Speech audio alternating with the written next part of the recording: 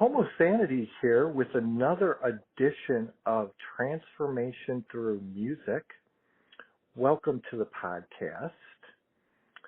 So in this podcast tonight, I have my friend Sayco, and we'll be talking about his favorite musician and music piece. But first, before we get to that, I do want to talk about a future podcast I'll be starting, which I mentioned in the previous one, but I just want to be sure for listeners who haven't heard it. I'm going to be trying a live edition podcast called Thirsty Thursdays, and they'll be bi-weekly. I'll be starting them here on Podbean on January 25th. So they'll be bi-weekly, and let me tell you, I don't know how it's going to go, and you might be, well, what are you going to talk about? Well, I don't know.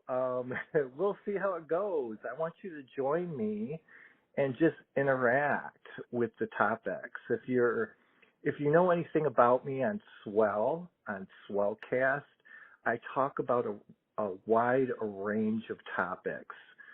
I try and bring some sanity into the world of gaydom, all sorts of topics. So you just never know what I'm going to talk about.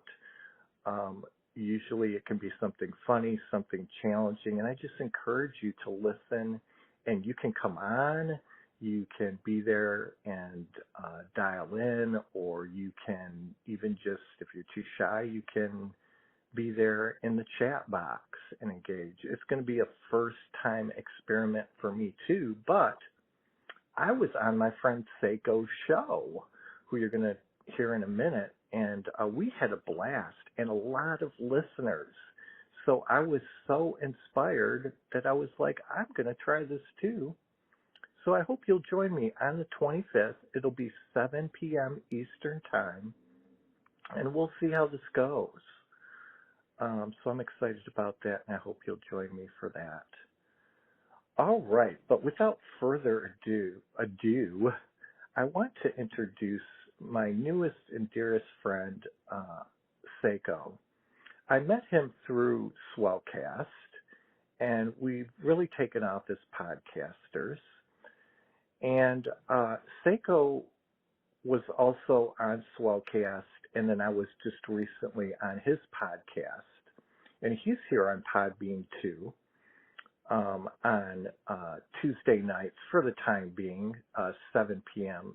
Central Time. He lives out in Tennessee. He's been jet setting for the past 25 years with a major airline carrier. In his early years, he was an amateur photographer and dabbled in community theater. Right now, he is married to a pastor and is very active in his church community.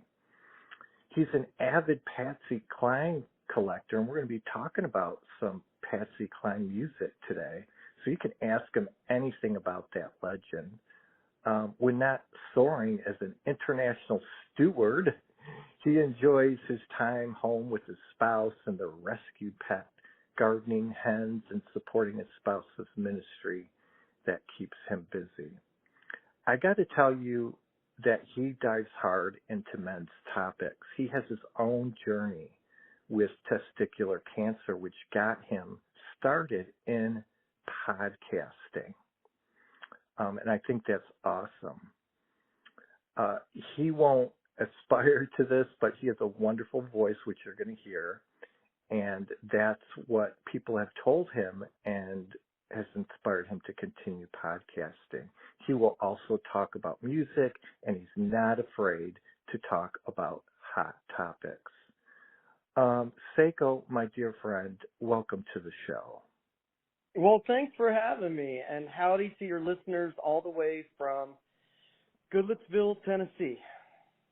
Oh, it's so great to have you, and I'm so grateful for our new friendship and podcasting. How are you enjoying podcasting and your new show? Well, I really enjoy it. Now, don't get me wrong. Being on the radio station was a great surprise. The show kind of just plopped in my lap, but I had a ton of fun because it was live and there were listeners expecting you to be good at the position. And I had a ball, a very short-lived run, but I had a ball with that. And it was a learning experience. Yeah, and talking about balls, you you had a issue with testicular cancer. Will you continue to be addressing testicular cancer on your new podcast show? Yeah, absolutely. And I don't think that'll ever go away. That'll come up a couple times a year. I am this year's Movember ambassador for the state of Tennessee. And I'll be continuing to discuss my journey with testicular cancer and why early detection is key. So if I'm not too forward, I hope you won't get upset me saying this, but if you have testicles, you should check yourself in a hot shower every month, not once a quarter, not twice a year, not once a year. You should check yourself every single month. But we could probably talk for an hour and a half on another podcast just on that, because I think it's something that guys don't talk about, and it's important.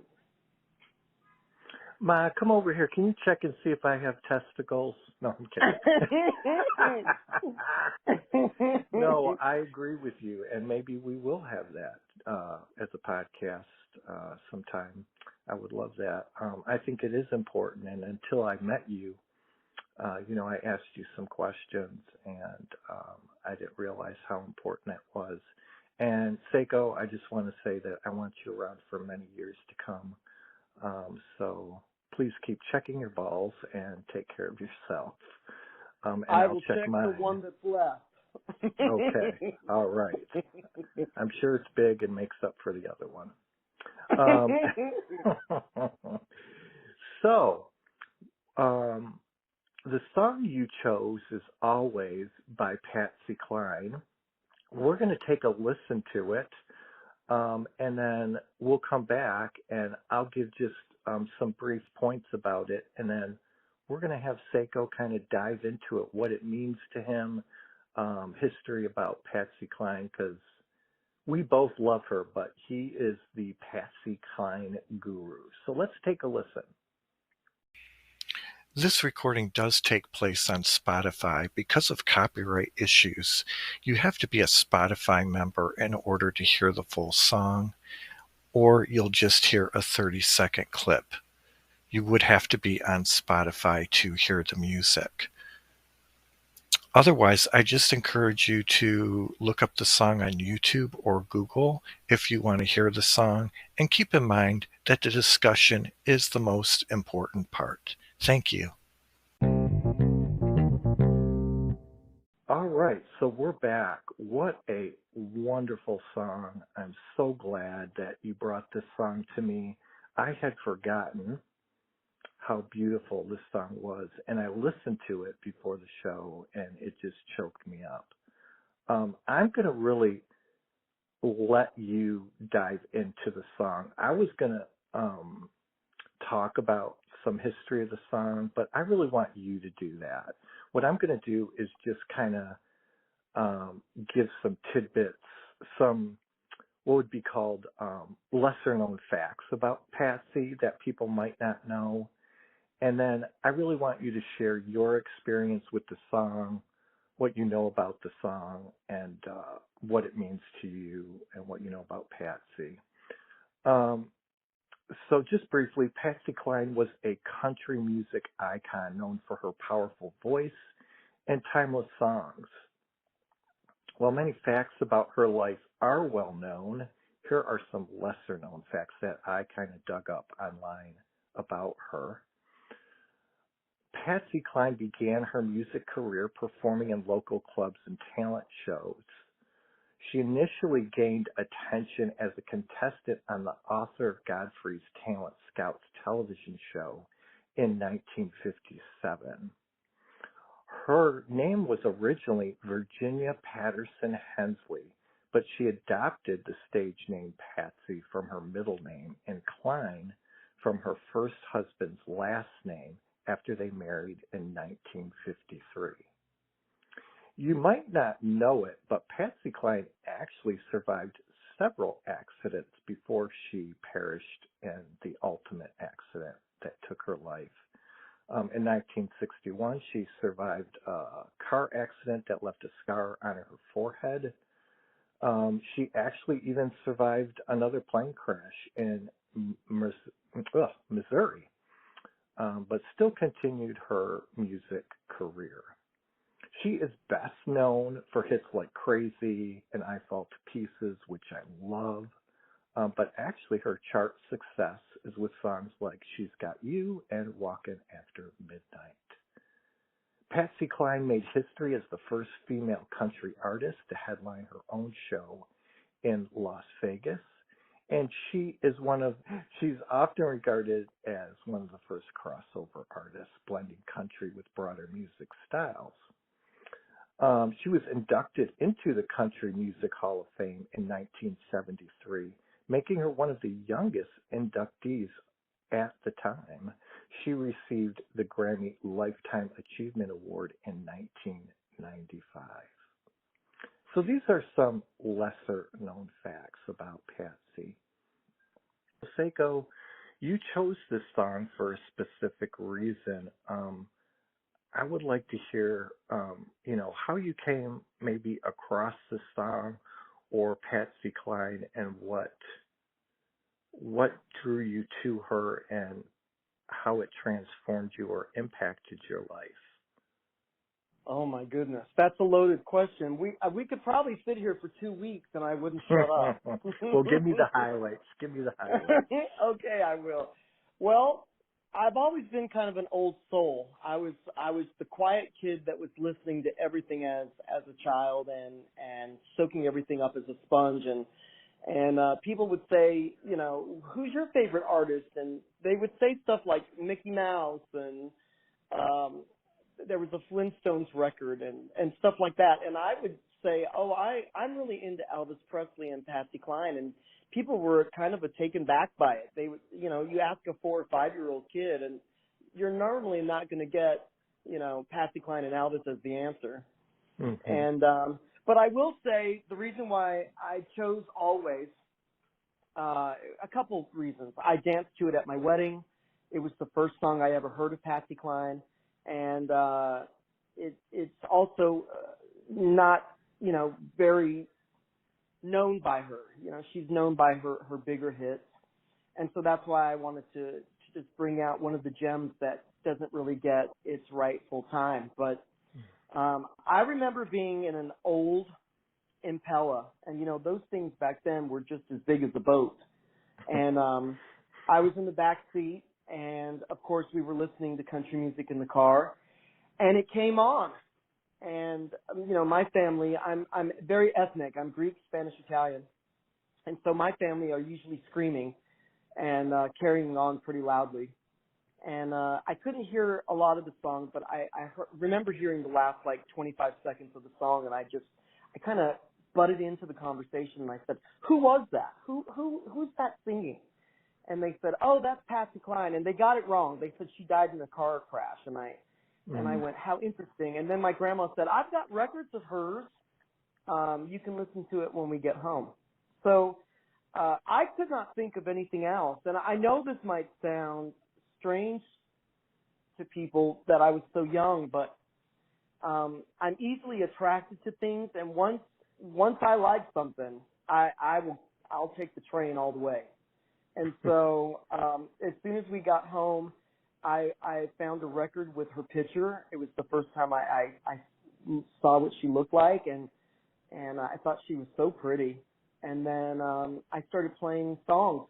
Actually, the first record vinyl that I played myself was a preview record. It had 25 country artists on it, and so all the songs were kind of chopped up. They were just preview songs. And I Fall to Pieces was on there.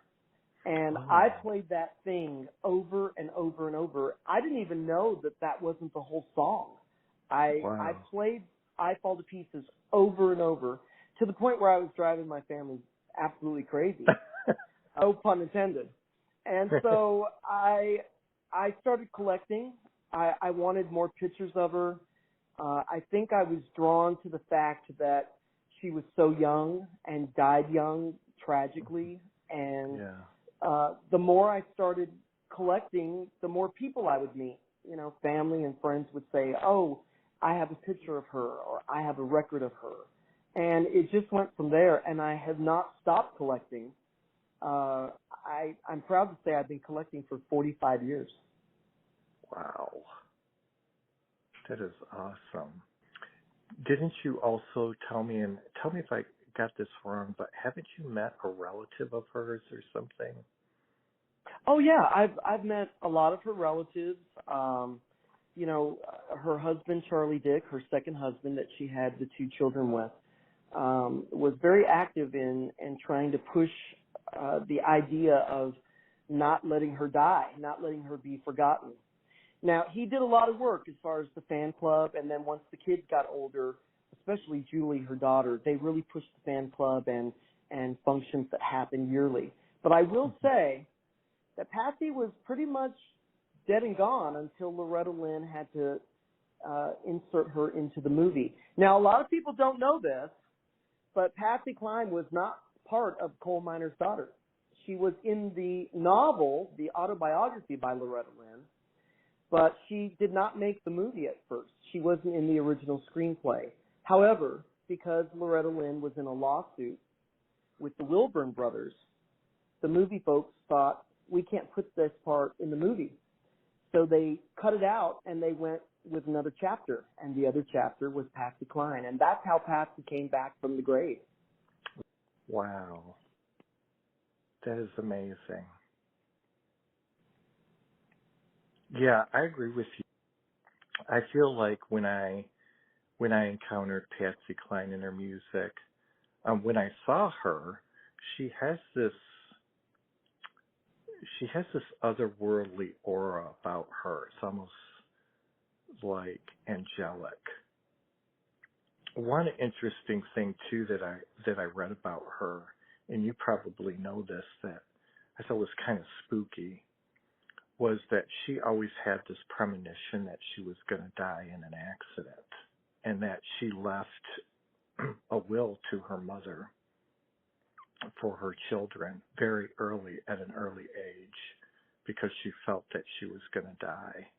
She didn't leave a will, didn't leave her stuff to her children, but she left it to her mother to take care of the children. Did you know that? Yeah, it's really interesting because she had this feeling that she wasn't going to be here long term. And the reason why we know this is there's a lot of books that have a lot of her writings and her letters to fan clubs and fan members. And there's a lot of stationery on different airlines where she was on a plane and she was writing things down. Now, some people say, no, she was just doing that because she was a star and people are going to ask her for a biography in the papers, in the trades. But there are many things that are written down that you would say this is not just a biography that was written down on an airline stationery. This is a lady thinking, I'm not going to be here long, and I want to write down things that I want done to my body and my money and my legacy when I'm not here. And she's very matter-of-fact about it. Matter of fact, everything about Patsy Cline is very bold. She knew what she wanted, and she was going to get it. And if she had to play the man's world to do it, she did. She surrounded herself by the most incredible 18 musicians and songwriters. And, you know, those men later interviewed after her death said that they'll write a song and they'll cry because she's not here to record it. That's how she was so cherished with her peers in her very short career. Yeah. Yeah. And she had to kick some butt to make her way through, that's for sure. Oh, yeah. Yeah. Well, let's talk about the song, too, Always. One of the great things, among many things, about meeting you was you bringing me back to my love of Patsy Cline music and her. But I did not remember the story behind this song. that this was a friendship, a song around a friendship, and there's actually a play about her friendship with a fan that she had between her and one of her fans. They had this pen pal relationship where they wrote letters to each other. And I guess the song is based around that. Is that correct? About their friendship? Well, the play's title is called Always Patsy Cline because she was the ultimate pen pal friend. She always signed a lot of her stuff Always Patsy Cline at the end. So they took that and went with the story. But it is a true story. Louise Seeger met her in a honky-tonk down in Houston, Texas, and thought, wow, I'm such a fan. Patsy Cline's coming to town, and I'm going to go and I'm going to see her and maybe get a picture with her, which Patsy loved when fans came up to her and asked for an autograph or a photo. She was tickled about that. But, yeah, Louise went up to her and said, I really enjoyed your show. I'm a big fan. I've listened to your music all the way back to the 1957 hit, Walking After Midnight. And they became fast friends. Matter of fact, the show went on long that night, and Patsy decided to stay in Houston, and Louise said, well, why don't you come on over to my house? I know you're going to drive all the way back to Tennessee, but why don't you come to my house? You can take a nap. I'll make you some breakfast and coffee, and we'll talk. And they were fast friends all the way until she had passed. Yeah. Wow, that is something. And yeah. she stayed with her? I mean, who does that? Yeah, she that? stayed at her house. Yeah. I know it. I know. Well, that would be like me. If I came up to Michigan, I'd be calling you and saying, hey, Haas, come get me. I'm here at the airport. I want a home-cooked dinner. I'm always on the road, y'all. If I'm not playing on the podcasting, I'm in a jet plane going somewhere. And you miss home. You miss home-cooked meals, and you miss your family. It's actually kind of lonesome. It's not as glamorous as it used to be. And so that was probably her saying, you know what, why should I go to some rundown hotel on the side of the road, motel or motor coach, when I could go with a true fan? She seems real sweet, and we have a lot in common. Why not go home and take up her offer, you know? Yeah, but I mean, like today, most stars are too uppity, or they got their paparazzi, or not their paparazzi, their entourage. They wouldn't, hey, come on over, stay over at my house. It'd be like, oh, what? I'm staying at Hilton. I ain't coming to your place. I know. Hey, have you seen those videos on TikTok and stuff where people will discuss the famous people that they've been around and they give them a score of 1 to 10 on how nice they are? Oh, really? No, I have not. Yeah, there's a bunch of them, so go check that out. It's a lot of fun. Oh, I'll have to.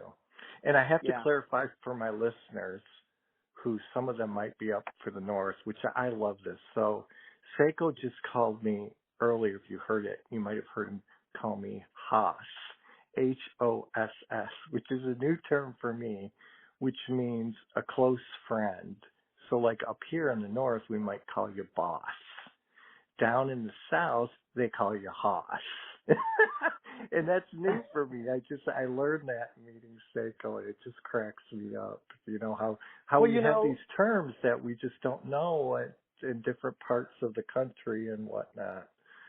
I know. And it fits perfectly with the show theme because Patsy Cline called everybody Hoss. And that's where I got it. Yeah, and I stuck. It stuck with me, too, because I'm such a fan. So I call everybody that I'm really close to Hoss because, number one, I want them to ask me what that means so I can push Patsy's music. And also, that's when you know you're my friend. If I call you that, then you know. Yeah. But I'm sorry, I went off on a different lane there. Always is an incredible song. Of course, it was part of her last sessions. It was one of the last 12 songs she ever recorded. And of course, if you stop and listen like we did earlier, it's a beautiful, beautiful song. Quite emotion. Her emotive tones in the song are typical Patsy, holding out the long notes, lots of heartache in her tone. The words and the music originally, of course, were written by Irving Berlin. And of course, so many of her songs were not too twangy country. She really was uptown. She was considered the new sound, the Nashville sound, the cosmopolitan of the business. And she pushed a lot of the American songbook. If you go and listen to some of her last sessions, it's the cream of the crop. It really is the best of the best. And I'm telling you, if you listen to the last 12 songs she recorded, you'll be a lifelong fan. Oh yeah, I totally agree with you. Yeah, the song is it's just so moving, and I so agree with you about the twang isn't there. Not that that's a bad thing. I like that too, but Sure. she just has a different style about her. And this one it somewhat reminds me of the tone or style of I Fall to Pieces, but just a little more melodic. But those two just really hit me in the gut. These two, they really just hit me in the gut. Yeah. And I remember them hitting me in the gut as a young tyke, and that is something. When you're young and something hits you emotionally in the gut, that is something, because most kids, what, emotions. Yeah. What are you talking about? Absolutely. Yeah. You might get emotional if your parents spank you, but that's about it. Right. I think that was her magic. Her magic was telling a story, the way she lived her life, and then I think she morphed it into the recording, and you can hear all the heartache of her life in those recordings. Some songs like Faded Love, you can actually hear her take a breath. You can hear her voice crack. You can hear that she's crying. And everyone at that session attested to the fact that most of the time with some of these love songs, she was crying as she was recording. And also what some of you might not know, these were giants of our time. These people nowadays, they record the track over and over, and then they submit it into the digital world, and it's all auto-corrected. Patsy Cline sang these songs all the way through, sometimes in one take. And these artists today, there's no way they could do that. This is top-notch talent. Yeah. Take that in. That is so true. That is so true. Another thing, there's something about Patsy Cline that I just feel that she was different. And she was different in the effect of she stood out, in the industry as being the first female country artist, doing something different in the realm of country also. I mean, that's a big like task to take on. Like those two things are huge. If you took one of those tasks or one of those goals, it would be big. But she took on both of those. Absolutely. And that's huge. And I think in a way, this might be a stretch for me to say, but I think as a young, closeted man, I think in some way I identified with her in that I had all these obstacles to face. As feeling somebody like different in a world that where I didn't necessarily fit. And I remember when I watched her, when I really watched her movie, then I really got it. Did you feel that at all, like in any way? Oh yeah, Patsy Cline had lesbian friends. Oh. And Loretta Lynn came over to her house on Nala Drive one time, and she wrote this in her book, that she walked in on Patsy having coffee or drinks with two women that were obviously butch lesbians, Mhm. and asked Patsy, well, who are those women? Those women look like lesbians. And Patsy said, those are some friends. And the rest of the story, who knows? But, you know, Patsy Cline was open also to queer men.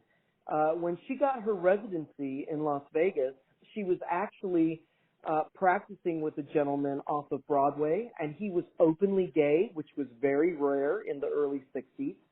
And Oh, she yeah. worked with him for some dance moves for her show in Las Vegas. So Patsy Cline was open-minded, and we were confirmed that in so many ways. But there's also another connection. Wilma Burgess, Patsy's friend, who was breaking into the business, was actually invited to her birthday party at Patsy's dream house. And then later when Patsy passed, Charlie, her husband, offered to sell the house to Wilma, who had a lesbian bar downtown Nashville. So That's there is a awesome. queer connection. Yeah. And when you said Patsy's life, you were drawn to her because she was different and you were different, that could not be more of hitting the nail on the head, because Patsy Cline is what I would say is our country music Judy Garland. She had Yeah. a hard life, That is so Yeah. so right on. Yeah. And so I think that's why a lot of us that are drawn to her are queer. You know, I had a blog for 20 years online, a realpatsycline.com, and most of the webmasters that run these websites are all queer men. And a Wow. lot of the collectors are gay men. And their family has been wonderful to us. Patsy's husband, Charlie, his brother was gay, and him and his husband ran a floral shop up in her hometown of Winchester, West Virginia. Who And knew? Wow, I had yeah, no idea. yeah. See, I told you we could talk until July. Well, I'm glad you know all this stuff. I had no idea. No Yeah. idea. Now you know how our community is. Yes. Not to be stereotypical, but when you get a whole bunch of queens in the room, there's a lot of competition and cattiness. And when I came along with my little collection and starting my own website, it was called Recliner Club for Patsy Cline. I had a lot of backlash. There were some, kooky Wow. people that, there's not much left of her, and we all kind of fight over rare pictures and rare recordings and whatnot, and it was kind of a challenge to be the first one to break a picture or break news on your website or blog, and I did it for years, but I said my website was a little different. It was more set up like informational and more like an online museum. Mm-hmm. And I said, if there's ever a museum that opens up about Patsy, then that's when I'll probably stop the website. And that's what I did. When the Patsy Cline Museum opened downtown in Nashville, that's when I went ahead and retired my website. Oh, okay. Yeah. Huh. Well, I don't know why you couldn't have both, but I understand it. It's too bad that people are so divisive. I just, and our small pocket of a community is so small as it is. And, Yeah. We talk about, outside of the community not being accepted, and then we have to be so divisive within. It just blows my mind. I just don't understand it. But I guess we're all human. We're still human, and it doesn't matter whether we're straight or gay. Absolutely. We're still going to find things. Well, the Alice Nassar that wrote the first real complete autobiography of Patsy, he's a gay man. He lives in Manhattan, and he writes for a lot of Broadway trade papers. And he was the one that sat down with all the stars with reel-to-reel tape recorders and wrote his book. And actually, in his revised book, he actually listed my website and gave me a tip of the hat for my work on the internet. Yeah. Well, that's nice. I'm sure all these gays who wrote these books or write these plays are arguing of who did it better. Yeah. Well, there's a bunch of plays. There's a bunch of books, and there where you get a lot of spoons in the soup. Of course, there's going to be a little bit of drama. I tried to stay out of it as much as I could, but the Patsy world is just like any other fan club. There's always a little piece of drama here and there. I could tell you a million things about my friend when they owned her house, and I could tell you a million things about that because they actually turned the bottom level of the music room into an Airbnb. Oh, how nice! Yeah, that yeah. is So, nice. Well, we want to stay on the positive anyhow. We don't want to get into the dish. Maybe the dish would be for my Thirsty Thursdays. Absolutely. Well, my goodness. Well, what are some of the collector pieces that you have that you can share with us? Well, my collection has been such a blessing. I've got some rare pictures. I've got some rare records. Matter of you fact, got a piece of the plane crash. I do have a piece of the plane. I know that's morbid to your listeners, but maybe someone out there will understand. It is part of her story, and I collect it all, so that is something in my collection. I also have my newest little gem is a little 10-inch record that has 4 songs on each side, all the way from Japan. Yeah. Oh, how neat. Yeah, I got that for Christmas. So there's always something popping up on the internet auctions, and a lot of the fans stick together. There's one gentleman, his name's Jimmy Walker. He's out in Lexington, Kentucky. He's a huge collector, and he's been involved way longer than me. And he's actually going to be on my show in February, and we're going to sit down and talk to him about Patsy and his collection. Oh, nice.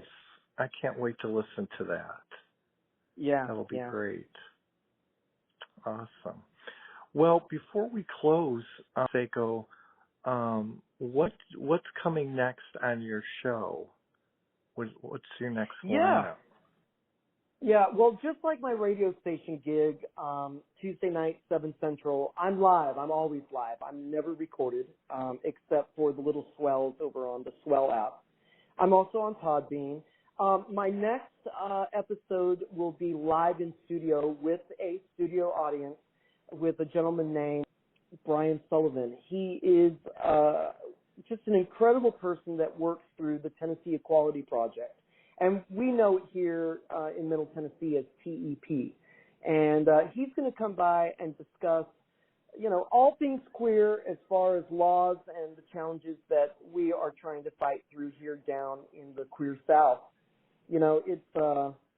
It's sad that there's so many things on the agenda that the Senate and the feds are trying to push against gay people.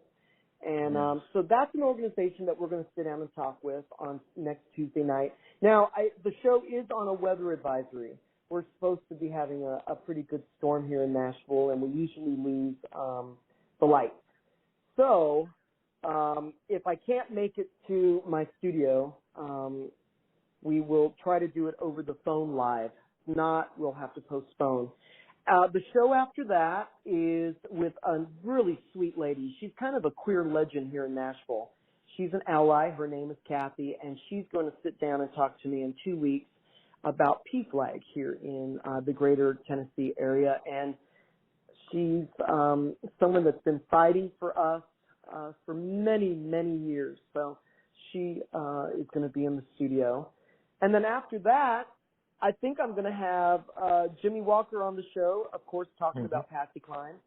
And so I hope that your listeners will also give me a like and a follow. And everyone is welcome at the Sayco show. That's wonderful. And that's on Podbean, right? Yeah. I'm right now I am exclusively on Podbean, but I do share all those links over to Swell, Facebook, and TikTok. Okay. Great. Yes, he's on Swell. I'm also on Swell, so that's great. All right. Well, I thank you so much for being a supporter here of HomoSanity and just being a great friend. And we're doing this podcast thing together. We're learning together, and it's a great journey together. So thank you for coming on and sharing all you know about Patsy Cline. It's just been a wonderful learning experience and getting back into her music. I actually want to go online and see if I can get a record for my record player now. I don't want to just listen to it online. Now you make me want to just grab some vinyl. I think that's the greatest gift to yourself. Now remember, when an artist was being recorded and mixed back then, it was mixed to be listened to on vinyl because that was the medium of their time. So Patsy Cline records sound the best on vinyl. Yeah, I hear you. And I just remember listening to her on vinyl, and it was just, absolutely. It was just, it's just beautiful. Just beautiful. Well, thank you so much, Sayco. And we look forward to hearing more from you on the Sayco Show, which is Tuesday nights at 7 p.m. on the Podbean.